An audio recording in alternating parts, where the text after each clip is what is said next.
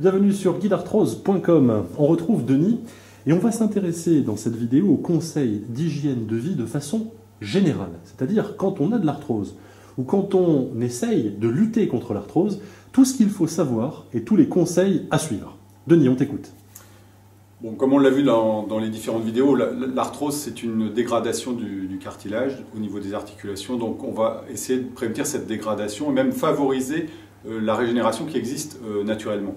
Alors pour ça, on va avoir plusieurs comment dirais-je, voies d'accès.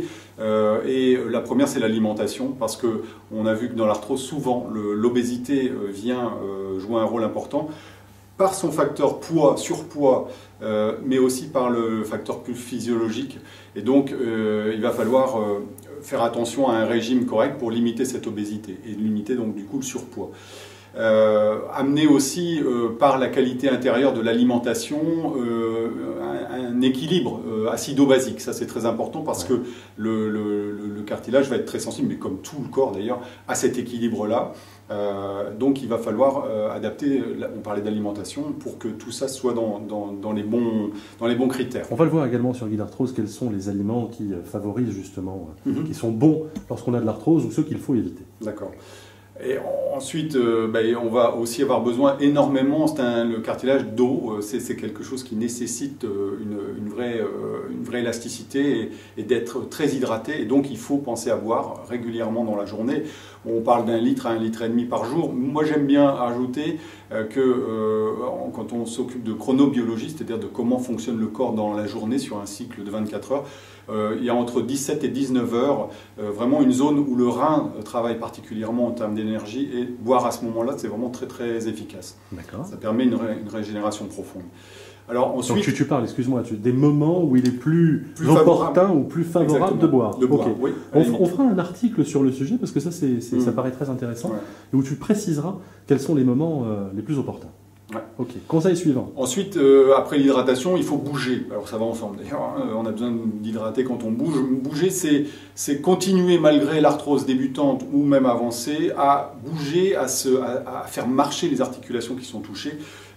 Bien sûr, par un sport éventuellement ou une activité qui est adaptée, il faut que ça soit raisonnable. Ce n'est pas la peine de vouloir soulager l'articulation si on vient la matraquer par derrière avec un sport qui serait trop violent. Oui, ça aussi, on va en parler. Quel sport éviter en fonction de son arthrose?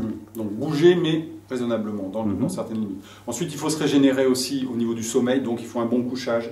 Attention à choisir correctement la qualité de votre matelas, de votre literie. Les oreillers sont fondamentaux, surtout quand on parle d'arthrose cervicale, mais voilà, de manière générale, ça permet une détente du corps, et donc il faut bien dormir et un bon couchage. Ensuite, on va en même temps qu'on peut penser à ça quand on parle de couchage, pourquoi pas mettre des petites cales sous les pieds du lit, aux pieds justement, pour que les pieds soient un peu plus haut que la tête et qu'il y ait une déclive qui favorise le retour veineux au niveau des membres inférieurs, parce qu'on a pas mal de problèmes de retour veineux, et ça ne favorise pas la lutte contre l'arthrose. Donc en soulevant, ça serait pas mal. Donc des cures de déclive, ça aussi dans les conseils d'hygiène de vie pour l'arthrose, en fonction de l'arthrose qu'on a bien sûr. Ensuite, décharger l'articulation, ça peut être aussi grâce à une aide, une canne anglaise, des attelles aussi, hein, selon la localisation de votre arthrose.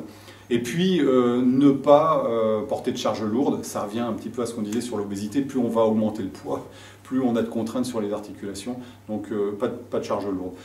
Ensuite, relativement, de manière générale pour l'arthrose, on peut parler aussi du soin des pieds, parce que on est quand même dessus dès qu'on se lève, donc avoir un pied équilibré et en bonne santé, bien soigné, pédicurie, podologie. Donc ça c'est important d'avoir une attention particulière pour ça. De vous économiser également, parce que on a tendance un petit peu à pas réfléchir, à faire des allers-retours, des allées et venues, monter l'escalier, descendre, oh j'ai oublié ceci en haut, j'y remonte. Quand on commence à avoir de l'arthrose, il faut faire attention, s'économiser, c'est aussi économiser une épaule quand on a un problème d'épaule, c'est selon l'arthrose, mais de toute façon penser efficacité, économie, voilà, ça c'est important. Pas de posture prolongée en fonction encore une fois de la localisation de l'arthrose, mais ne pas rester, ça va avec bouger, c'est l'inverse d'ailleurs, les postures prolongées, c'est des moments où on reste trop bloqué, et ça favorise l'enraidissement, donc il faut éviter. À l'inverse, on peut avoir des postures par contre qui vont favoriser la lutte contre l'enraidissement, c'est-à-dire que par exemple quand on va perdre de la flexion, on va mettre une posture en extension pour essayer d'étirer l'articulation et en fait aller à l'inverse. En fait, quand on a une tendance à aller vers un endroit, on va essayer de tirer vers l'autre. On a des vidéos spécifiques pour montrer tout ça. Ensuite, la balnéothérapie, de manière générale, que ce soit balnéothérapie chez un spécialiste kiné ou rhumato, ou bien par vous-même à la piscine, ou même dans votre salle de bain, à la douche, enfin voilà, tout ce qui est baignoire. Alors, quand on est baignoire, douche, ça va être plus l'eau chaude ou les alternances eau chaude, eau froide. Quand on va aller en piscine, on aura plus un travail en décharge, c'est intéressant aussi. On pourra faire du travail qui vient juste après comme conseil en termes d'étirement, d'automobilisation, de travail musculaire. Tout ça à la piscine est intéressant parce qu'on est en décharge, donc on n'est pas en contrainte sur l'articulation. Par contre, on travaille ce qu'il y a autour, donc c'est intéressant. Donc voilà, je pense que là, on a un peu fait le tour des grands conseils, je dirais, pour l'arthrose. Ouais.